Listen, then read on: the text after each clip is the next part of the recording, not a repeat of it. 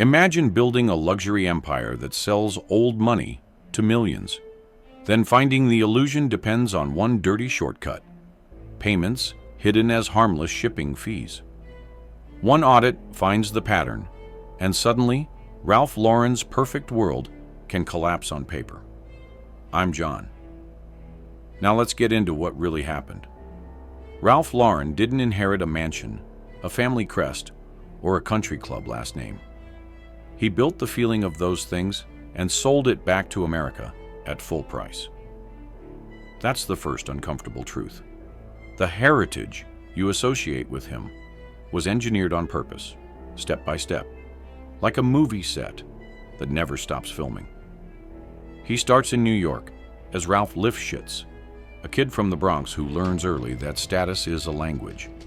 He changes his name, sells ties, and pushes a simple idea that sounds harmless until you see where it leads. Don't sell clothing, sell a life people wish they lived. By the time he's winning department store floors, he's not just designing, he's directing. He wants the buyer to feel like they've stepped into a better version of America. Here's where control becomes the whole game. Most brands chase customers. Ralph chases placement. He wants the right stores, the right floors, the right lighting.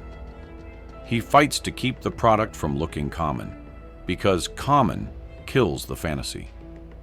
So his empire grows like a system, not like a closet. Tight distribution, price discipline, licensing choices, and retail spaces built to feel like private clubs. Quiet staff, polished wood, a pace that tells you this isn't for everyone. People think that stage is the brand. It isn't. The real brand is the machine underneath it. Factories, vendors, containers, customs, release dates. The boring parts. The parts nobody films. The parts that decide whether your timeless sweater is actually on the rack when the ads hit. Now picture the pressure inside the company when the world Ralph sells starts depending on deadlines. A luxury brand can't look late. It can't look out of stock. It can't look like it's begging a port clerk for mercy. If a shipment gets held, the flagship looks empty, and an empty flagship is a public humiliation. In that moment, the fantasy becomes fragile. Not because customers suddenly hate the clothes, because the spell breaks. That's where the dark history begins. Not with a dramatic crime, but with a quiet shortcut that starts as just getting product through. In the mid to late 2000s, according to what U.S. regulators would later lay out, one part of the business outside the U.S. kept slamming into the same wall: customs delays, holds, inspections, paperwork that can freeze an entire season. And when the season freezes, everyone above starts asking one question: why isn't it moving? So somebody hires a fixer. Not a cartoon villain, just a broker. A middleman who promises he can get containers released faster than the system normally allows. He doesn't call it bribery. He calls it handling it. Then the accounting starts to tell a story nobody intended to be read. Instead of payment to an official, the invoices use sleepy phrases: loading and delivery, stamp tax, label tax. The kind of words that slide right past a busy manager who just wants shelves full. But the numbers repeat too neatly, and the timing is too perfect. Fee logged, hold disappears, shipment released. For a while, it works. The brand stays clean on the surface. The flagship stays full. Ralph's world stays convincing, until an internal review starts asking the one question this entire machine is built to avoid. Show me what this fee actually is. Because once you demand proof, the fantasy stops helping you. Only paper helps you. And that's when Ralph Lauren's empire learns the most dangerous lesson in modern luxury. You can build a world on image, but you can lose it on a spreadsheet. The first thing the auditors do isn't dramatic. They don't kick down doors. They ask for the boring stuff: invoices, broker contracts, proof of service, receipts that explain what a stamp tax even is. And the answers come back the way they always come back when something is wrong: too clean, too fast, and too vague. A folder arrives with scans that look like they've been copied 3 times. The stamps are smudged. The descriptions are generic.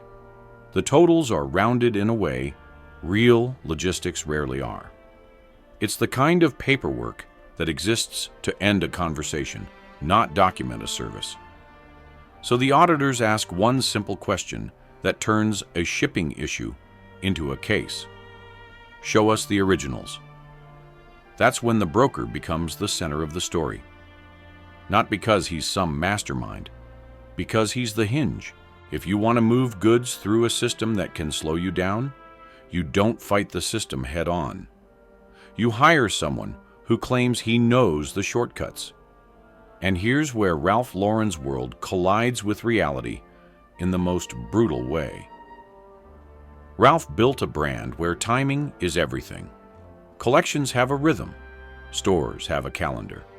Photo shoots, floor resets, seasonal launches. If the product misses the moment doesn't wait. The company can't say, "Sorry, customs held it." Luxury doesn't get to sound like a warehouse. So when someone in one market says, "We can get it released," the company doesn't hear risk. It hears relief. The auditors go deeper. They don't ask, "Did someone bribe an official?" They ask, "Why does product get released right after these fees are booked?" They line up dates in 2 columns. Container held, broker fee, paid, container released. Do that once, and it's a coincidence. Do it repeatedly, and it becomes a method.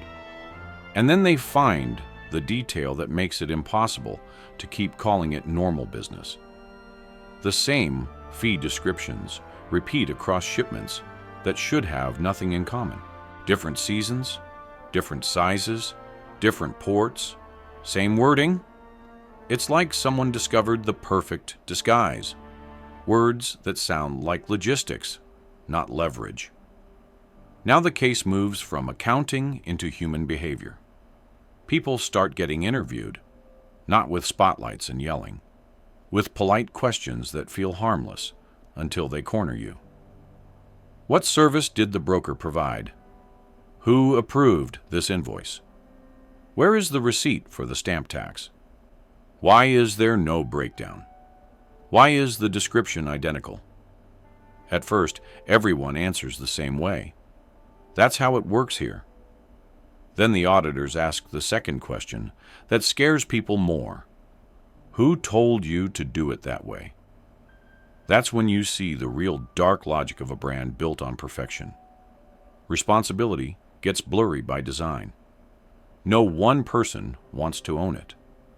The local team says, corporate wanted speed. Corporate says, local handled customs. The broker says, I provided a service.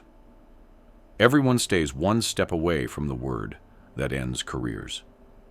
And then, quietly, the truth leaks through in the smallest, most believable form. A short email. Not a confession. A routine message that reveals routine intent. Make sure it clears. Do what we did last time. Book it under loading. That's the moment the luxury myth starts bleeding, because you realize the shortcut isn't a one-off mistake. It's part of the machine's muscle memory. Now the company has a problem that feels almost personal to Ralph's entire life story. He built this brand to feel pure. Not morally pure, visually pure. Controlled, clean, timeless. A world where nothing looks improvised. And now the company is staring at a mess that looks exactly like improvisation. Small payments, hidden under sleepy words, to keep reality from interrupting the illusion. The internal team doesn't call Ralph directly and say, we found bribery. That's not how big companies survive. They route it through layers. Legal gets involved. Outside counsel gets involved. Everyone starts speaking in careful language. Potential improper payments, risk, exposure, remediation. But inside the building, the fear is blunt. Because once you admit it internally, you face two threats at once. The act itself, the cover-up you might accidentally create while trying to protect the brand. That's why the next move becomes the most important move in the entire story. The lawyers order a preservation hold. No deleting emails, no cleaning drives, no wiping phones, no lost attachments. They freeze everything. And then IT flags something that changes the whole tone. Someone tries to delete anyway. Not a random employee clearing their inbox. A targeted attempt after the warning went out. That tells you this isn't just messy local practice.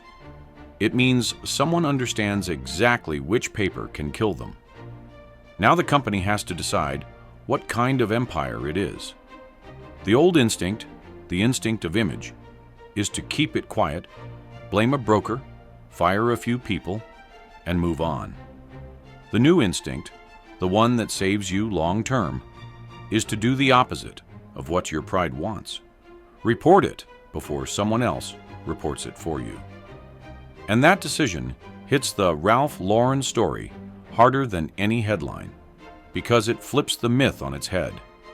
He built an empire out of control. Now the empire is learning what it means to lose control to paper. Because once the truth is in writing, the mansion lighting and the perfect displays and the timeless atmosphere can't protect you. Only one thing can: a choice. The choice happens in a room where nobody wants their name on the minutes. Because the clean, instinctive move for a luxury brand is always the same. Cut the broker loose, blame local practice, rewrite the policy manual, and pray nobody asks questions. But Ralph Lauren's problem is bigger than a local scandal. His brand is built on one promise: everything you see is intentional.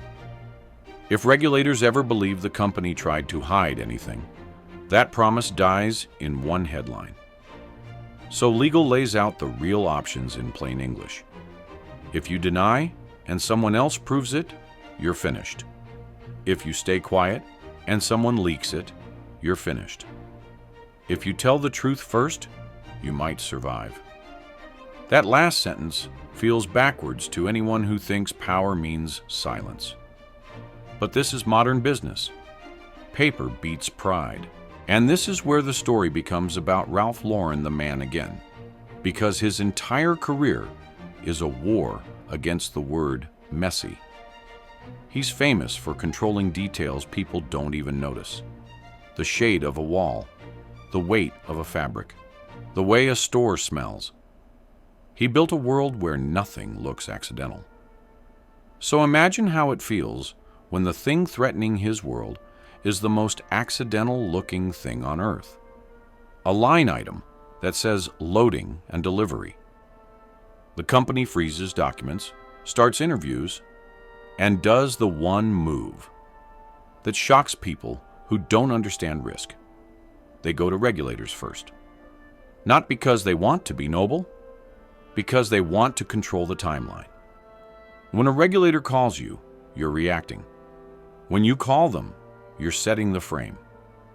That decision is the moment the Ralph Lauren story flips. The myth says, powerful brands never admit weakness. The reality is, powerful brands sometimes survive by admitting weakness early, before it turns into a cover-up. Now, everything speeds up. Outside counsel drafts a disclosure. The company explains the pattern, the broker, the disguise language, the internal findings. The people who approved the payments get identified. The relationship gets cut. Policies get rewritten in a way that actually changes behavior, not just pages. And then comes the part that would have sounded impossible to Ralph Lauren when he was selling ties out of a small operation. The U.S. government treats the case as a test of cooperation, because regulators don't just punish what happened. They look at what you did after you found out. Did you hide it? Did you destroy records? Did you blame a scapegoat and keep the machine running? Or did you hand them the machine and say, "Here's the problem. Here's how it worked. Here's how we're fixing it"? That's why this story ends in a way that feels like a mind trick. The brand that sells clean heritage gets dragged into a case about dirty shortcuts, yet it doesn't get crushed the way people expect, because it doesn't fight like people expect. It leans into exposure instead of denial. And that becomes the real dark lesson behind Ralph Lauren's empire. The luxury world isn't protected by wood paneling, perfect lighting, or beautiful campaigns. It's protected by decisions about paper. A brand can spend decades building a fantasy of permanence. Then one set of invoices forces it to choose silence or survival. And Ralph Lauren's company chooses survival. Not quietly, not elegantly, but effectively. Because in the end, the most timeless thing in the Ralph Lauren universe isn't the style. It's the discipline to keep control, even if that means admitting you lost it for a while. What happens next is the part most people never picture when they think about Ralph Lauren. Not a runway, not a mansion-like store, not a glossy campaign. A conference call where lawyers decide what the brand is allowed to be. Because once you self-report, the story stops being yours.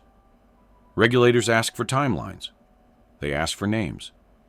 They ask for what the broker did, how invoices were coded, why nobody stopped it sooner, and what controls failed. And the company has to answer in a language Ralph Lauren never sells, plain facts. This is where the dark history becomes simple and brutal. Ralph built a brand that feels timeless. But a government investigation doesn't care about timeless. It cares about dates, transfers, approvals, and internal explanations. So the company does the only thing that protects it from the worst outcome. It shows its work. They document how the payments were disguised. They show how the broker operated. They explain the internal discovery. They explain what they changed. Broker relationships, approval rules, accounting controls, and who can authorize fees that don't have real receipts behind them. And here's the part that should change how you see the entire Ralph Lauren universe. This wasn't a story about one bad person. It was a story about a brand that demanded perfection so consistently that someone, somewhere, decided it was acceptable to pay for smoothness and hide it under boring words. That's the risk of selling a fantasy that can't ever look interrupted. Now cut back to Ralph's world. A customer walks into a Ralph Lauren space and feels calm. Everything looks deliberate. Everything feels expensive. Nothing looks rushed. Nothing looks compromised. But you and I now know what the customer doesn't. The real threat to that calm wasn't fashion. It was paperwork. A brand like this lives or dies on whether its image and its reality match. And the second the invoices didn't match reality, the illusion became vulnerable. That's the mind blow. The dark history isn't a haunted mansion or a hidden room or a shocking rumor. It's this. The most powerful weapon in a luxury empire is the part no one films: ports, brokers, and accounting codes. And the most dangerous enemy is a pattern that repeats long enough to become invisible. Ralph Lauren built his name by controlling everything people could see. This story is about the moment he learned control. Also has to exist where people don't look. Thanks for watching. Like the video, subscribe, and comment where you're watching from. I genuinely like seeing how far this community reaches, all connected by the same obsession with the real stories behind iconic names. If you watched the video to the end, did this change how you see Ralph Lauren?